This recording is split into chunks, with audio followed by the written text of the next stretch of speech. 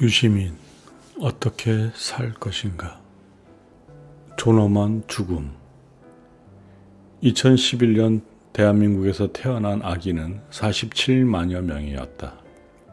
같은 기간에 26만 명 정도가 사망했다.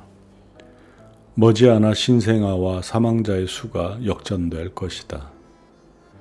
사망자 26만 명 가운데 3,600명은 19살이 되기 전에 죽었다.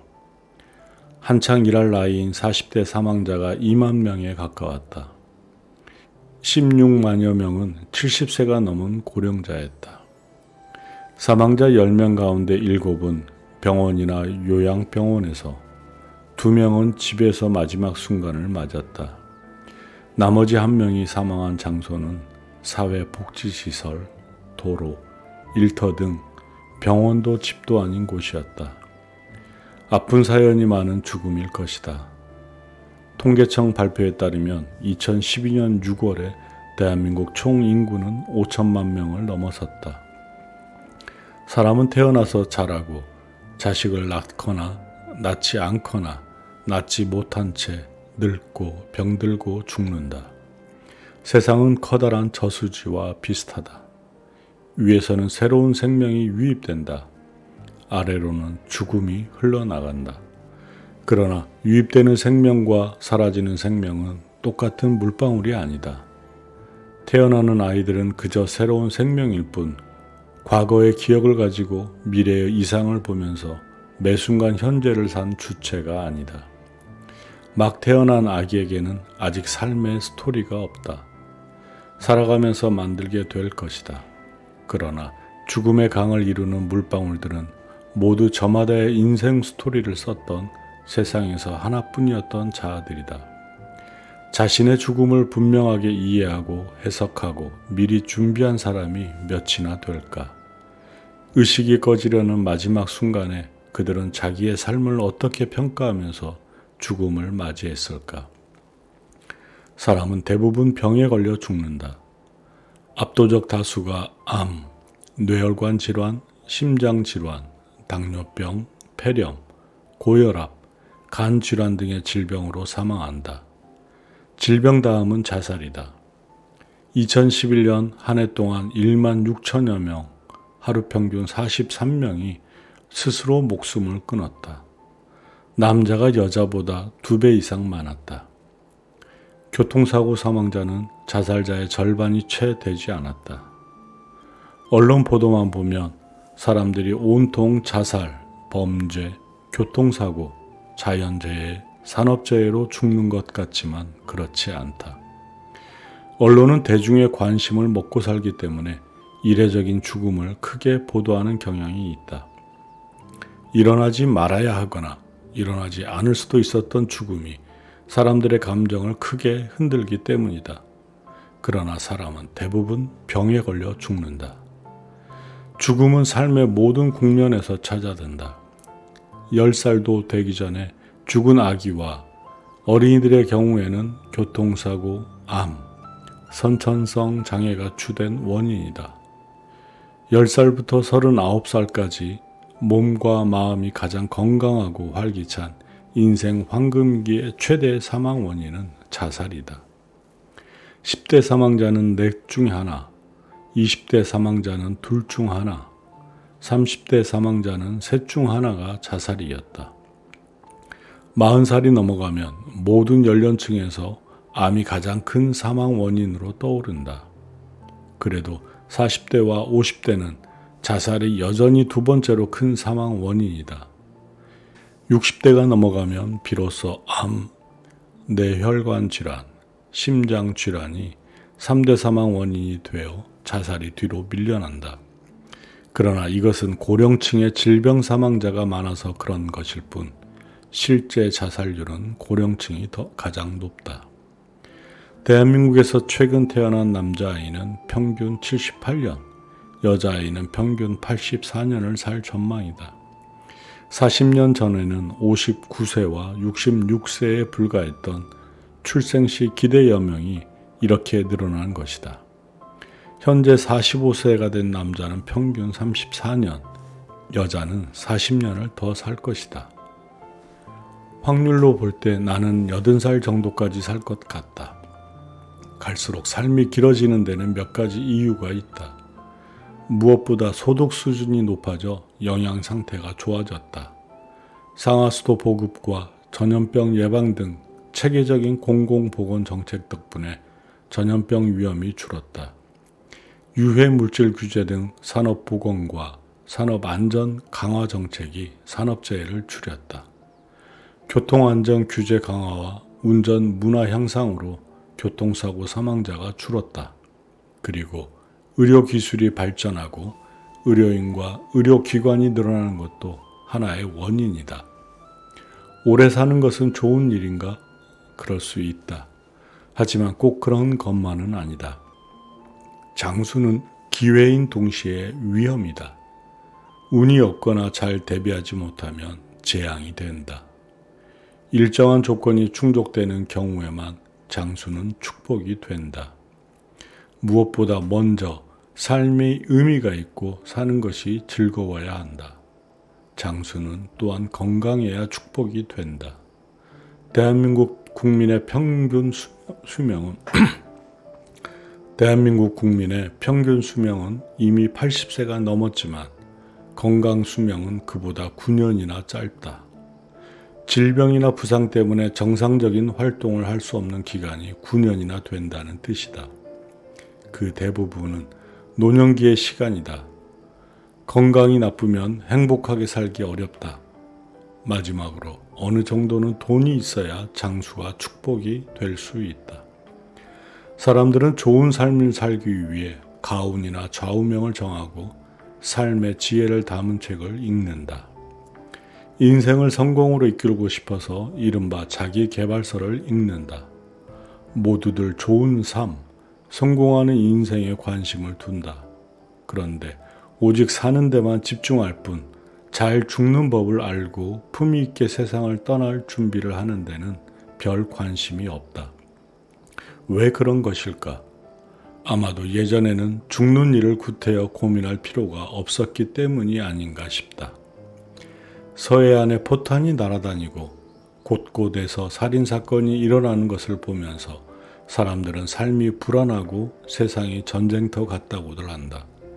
그러나 그것은 어디까지나 주관적인 느낌일 뿐이다.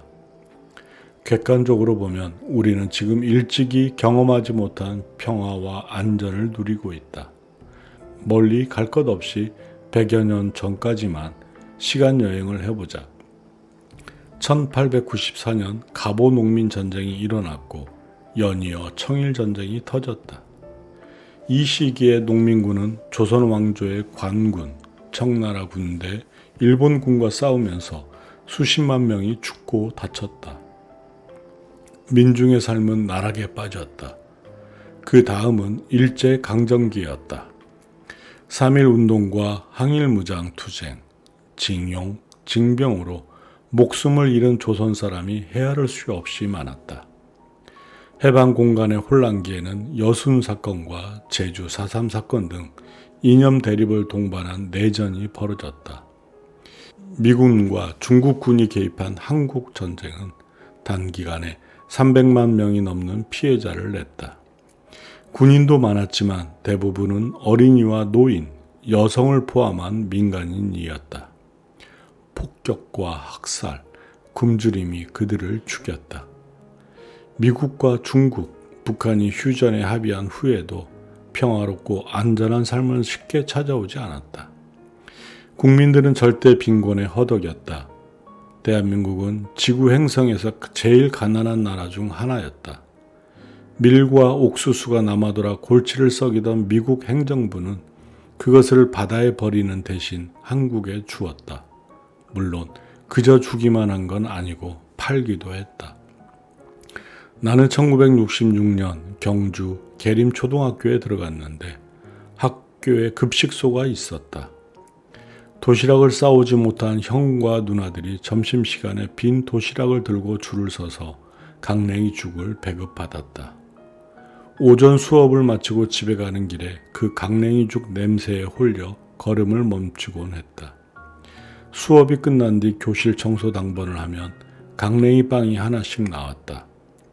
겉은 딱딱하고 속은 말랑했던 그 빵도 그때는 참맛이 좋았다. 전쟁이 끝나자 신종 인플루엔자나 말라리아, 콜레라 같은 악성 전염병이 주기적으로 덮쳐와 사람을 무더기로 죽였다. 대한민국 정부는 아직 강력한 공중보건 정책을 세우고 집행할 능력이 없었다. 왕조의 몰락, 제국주의 침략과 강점, 해방 후의 사회 정치적 혼란, 전쟁, 절대 빈곤의 질긴 사슬에 묶여 있었던 100여 년의 세월 동안 갓 태어난 아이들의 기대 여명은 40년을 넘기지 못했다. 그때는 살아남는 것 그 자체가 삶의 목표이자 인생의 승리였다. 장수는 그 사람이 생존할 능력이 있고 행운의 축복을 받았음을 보여주는 증거였다. 많은 자녀를 낳아 기르고 환갑까지 죽지 않고 살았다는 것은 잔치를 열기에 충분한 이유가 되었다. 반면 죽음은 준비해야 할 그 무엇이 될 수 없었다. 죽음은 합당한 이유도 없이 본인의 선택과 무관하게 갑자기 찾아드는 것이다. 죽음이 남기는 것은 가슴 저린 한과 애통함, 억울함 뿐이었다. 죽음은 피해야 할 재앙일 뿐 미리 준비해야 하는 그 무엇이 될 수 없었다. 이제는 세상이 달라졌고 삶이 바뀌었다. 물론 대한민국은 아직 완전하게 평화로운 나라가 아니다. 전쟁 위험이 여전히 남아있다. 종종 군인들이 전투를 벌이고 포탄이 날아다닌다. 그러나 두려움에 떠는 사람은 거의 없는 것 같다. 정부와 건설업체들은 서울과 인천, 김포, 고양, 파주 일대에 초고층 신도시와 산업시설을 계속 만들고 있다. 이 지역은 북한의 장사정포 사정거리 안에 있다. 그런데도 택지와 아파트가 분양되고 신도시 아파트로의 입주가 계속 이루어진다. 전쟁 위협을 심각하게 느낀다면 있을 수 없는 일이다. 이제는 살아남는 것, 오래 사는 것, 그 자체가 삶의 목표일 수 없는 시대가 왔다. 죽음은 어느 정도 예측할 수 있는 일상적인 사건이 되었다. 사망자의 절대 다수가 노환과 만성 질병으로 서서히 죽는다. 죽음은 무작정 기피해야 할 대상이 아니다. 차분히 생각하고 준비해야 한다. 비천함을 감수하지 않고서는 생존을 도모할 수 없을 때는 존엄한 삶을 생각하기 어렵다. 죽음이 예측할 수 없는 재앙처럼 다가올 때는 존엄한 죽음을 준비하기 어렵다. 그러나 지금은 존엄한 삶을 추구하는 것과 함께 존엄한 죽음을 준비해야 마땅한 세상이다. 나는 언제 어떤 방식으로 죽음을 마주하게 될까? 알고 싶지만 알 수가 없다. 어떻게 죽는 것이 제일 좋을까? 내가 원하는 방식으로 죽을 수 있을까? 선택하기 어렵고 보장할 수도 없다. 그래도 최대한 소망과 가까운 방식으로 삶과 작별하고 싶다면 미리 준비를 해야 한다. 극단적인 경우를 생각해보자. 무슨 이유에서든 내가 뇌사 상태에 빠졌다고 가정하자. 나는 의사결정을 할 수 없다. 누가 대신 결정해 주어야 한다. 미리 유언장을 작성하거나 아이들한테 이야기를 해두지 않으면 나는 내 뜻대로 죽을 수 없게 될 것이다. 이런 상황이 실제로 드물지 않게 생긴다. 2008년 2월 연세대 병원에서 폐질환 검사를 받던 고령 환자가 의식을 잃었다. 병원 측은 의학적 사망을 막기 위해 할 수 있는 모든 일을 다했다. 인공호흡기를 대고 혈관으로 신진대사를 유지하는 데 필요한 영양을 공급했다. 심장이 멈추면 응급 심폐소생술을 실시해서 다시 살려놓았다. 입원 당시 환자의 나이는 76살이었다. 언론은 이 환자를 가리켜 김할머니라고 보도했다. 이 사례는 우리나라 존엄사 논쟁에서 큰 획을 기었기에 오래 기억할 가치가 있다. 정확하게 기록해두자. 그 할머니 성함은 김옥경이다. 환자가 소생할 가능성이 전혀 없다고 판단한 가족들은 연명 치료를 중단하라고 병원에 요구했지만 병원은 거부했다. 의사와 병원은 어떤 경우에도 환자의 생명을 지키기 위해 최선을 다할 도덕적, 법률적 책무가 있기 때문이다. 여기서 생명이란 생물학적, 의학적 개념이다. 심장이 뛰고 호흡이 이어지면 환자는 살아있는 것이다. 그러나 환자의 자녀들은 달리 생각했다. 그것은 환자의 생명을 살리는 것이 아니라 죽음을 모독하는 행위였다. 그래서 인위적 영양 공급과 응급 심폐소생술 시행을 중단해달라는 가처분 신청서를 법원에 제출하는 한편 인공호흡기를 제거해달라는 본안 소송도 냈다. 기나긴 송사 끝에 법원은 가족의 손을 들어주었다. 2009년 5월 22일 대법원 전원합의체가 인공호흡기 제거를 명한 원심 판결을 만장일치로 확정한 것이다. 이것은 우리 역사에서 법원이 존엄사를 인정한 첫 번째 판례가 되었다. 병원은 인공호흡기를 떼어냈다. 그런데 김옥경 할머니는 곧 사망할 것이라던 의료진의 예상을 비웃기라도 하듯 스스로 호흡하며 무려 201일을 견딘 끝에 2010년 1월 10일 마지막 숨을 내쉬었다. 흔히들 이 사건을 존엄사의 첫 사례라고 한다. 정확한 표현이 아니다. 법원이 인정한 존엄사의 첫 사례일 뿐이다.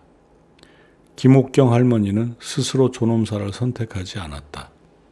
이미 의식을 잃었기 때문에 자신의 생사에 대해 어떤 의사 표시도 할 수 없었다. 평소 고인의 인생관을 잘 아는 자녀들이 대신 결정권을 행사했다. 김옥경 할머니가 만약 스스로 선택할 수 있었다면 똑같은 결정을 할 것이라고 유족들은 판단했다. 법관들도 그랬지만 국민 여론도 대체로 유족들의 결정에 공감했다. 그런데 일부 종교계 인사들은 이 결정이 생명의 존엄성을 해친 것이라고 비판했다. 만약 그대가 김옥경 할머니 또는 그 자녀들과 같은 상황에 봉착했다면 어떤 선택을 하겠는가? 나는 유족의 선택을 지지한다. 생명은 존엄하다. 그러나 죽음 역시 존엄해야 한다. 김옥경 할머니 유족은 생명과 죽음 가운데 죽음을 선택한 것이 아니었다. 그들은 존엄을 선택했을 뿐이다. 이 할머니의 사례를 조금만 바꾸어 생각해보자. 나는 혼자 힘으로는 숨을 쉬지 못한다. 아무것도 먹지 못한다. 손가락 하나 움직이지 못하고 입술 한번 달짝할 수 없다. 의사들은 인공호흡기와 혈관 주사로 내 몸에 산소와 영양을 넣어준다. 심장이 멈추면 전기 충격을 주어서 다시 뛰게 만든다. 그런데 나는 의식이 있다. 무슨 일이 벌어지고 있는지 다 이해한다. 이렇게 가정하자. 만약 이런 상황이라면 내 선택은 단 1초라도 빨리 떠나는 것이다. 감각은 죽고 의식 혼자 사는 것은 삶이 아니라고 생각한다. 철학적 자아는 감각과 정신, 욕망과 이성의 통일이다. 운동이 멈춘 몸에 존재하는 의식은 아무 의미가 없다. 게다가 연명치료에 드는 비용이 숨을 쉴 때마다 불어날 것이다. 건강보험공단이 지불하는 돈만큼 사회에 재정 부담을 준다. 본인 부담 비용은 내 아이들의 어깨에 지어진다. 남겨줄 재산이 없다면 가족을 괴롭히는 아주 면목없는 일이다. 만에 하나 쌓아둔 재산이 많더라도 그 돈을 의미 없는 연명치료에 쓰기보다는 부모 잃은 복지시설의 아동을 위해 기부하는 편이 훨씬 더 나을 것이라고 생각한다. 게다가 내 자식들은 헛된 희망을 품고 병실 구석에 앉아 귀한 시간을 허비하게 된다. 만약 아내와 아이들에게 미리 이야기를 해두지 않았다면 크게 자책하고 후회할 것이다. 의식이 있어도 그러할진데 아예 의식 자체가 없다면 말해 무엇하겠는가. 이런 경우 의학적 연명치료는 단순히 의미가 없는 게 아니라 사람을 모욕하고 존엄을 짓밟는 것이라고 생각한다. 김옥경 할머니에 대해 법원이 존엄사를 허락했고 이 결정이 큰 무리 없이 세상에 받아들여진 것은 대다수 사람들이 그렇게 생각하기 때문이었다.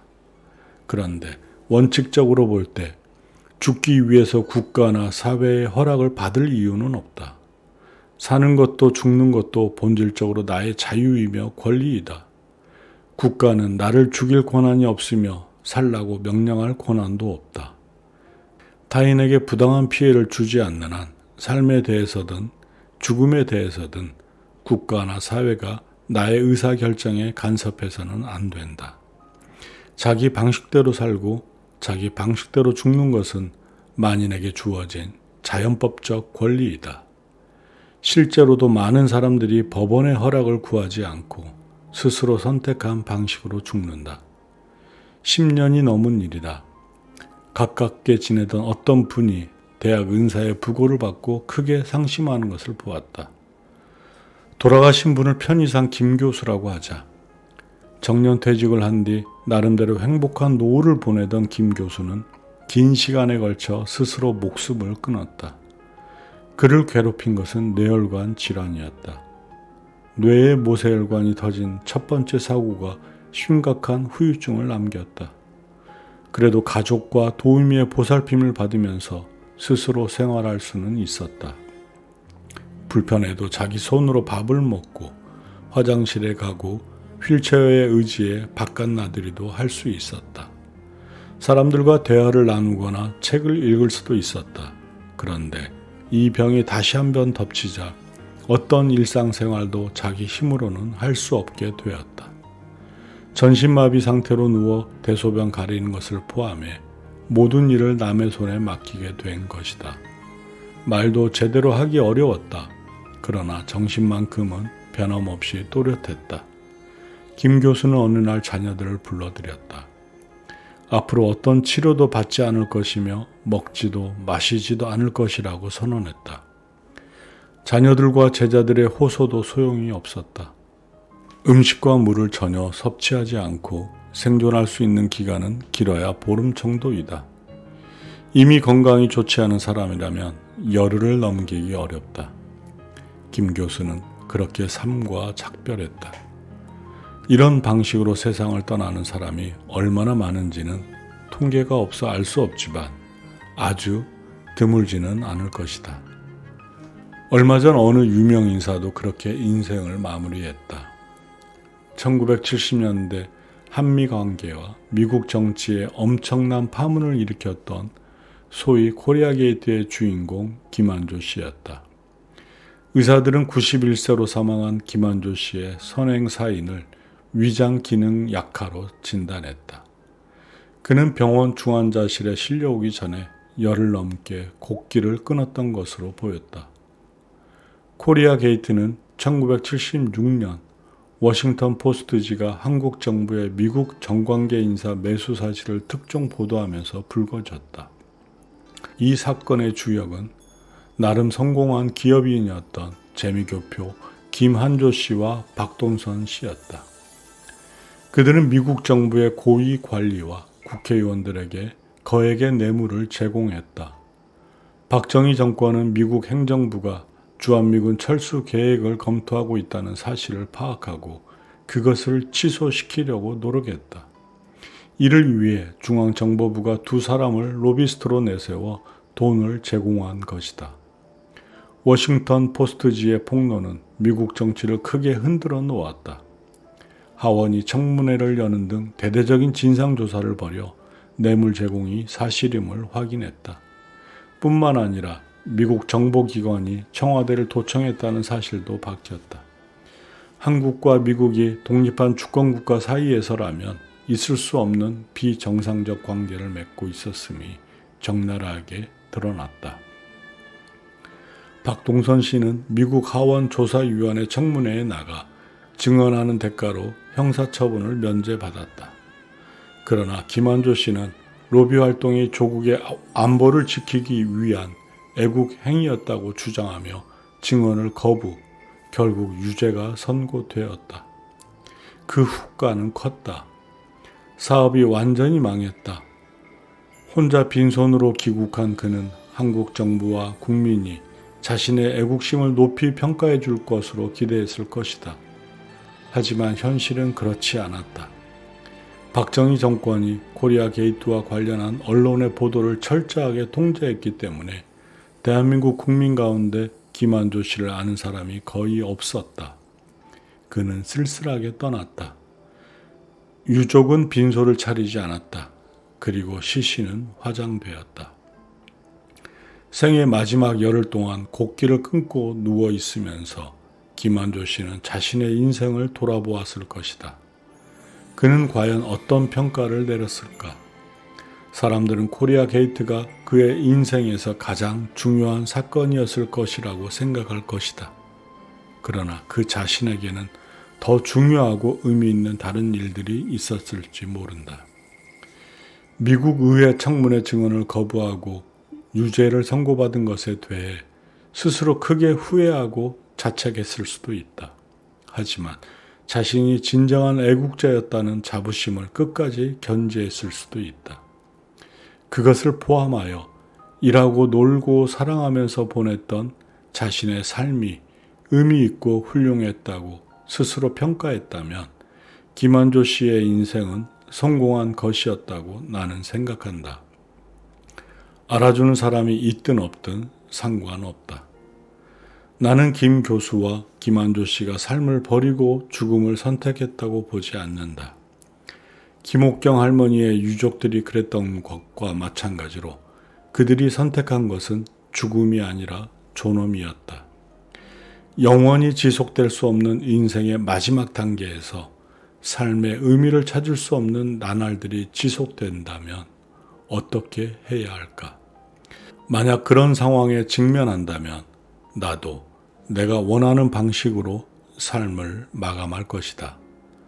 사랑하는 사람들, 추구하던 가치들, 한때는 기쁨과 의미를 주었던 모든 것들과 스스로 선택한 방식으로 작별하는 것은 누구도 막아서는 안 될 자유이며 존엄한 권리라고 나는 믿는다. 남겨줄 재산이 없어도 유언장은 써두는 것이 좋겠다.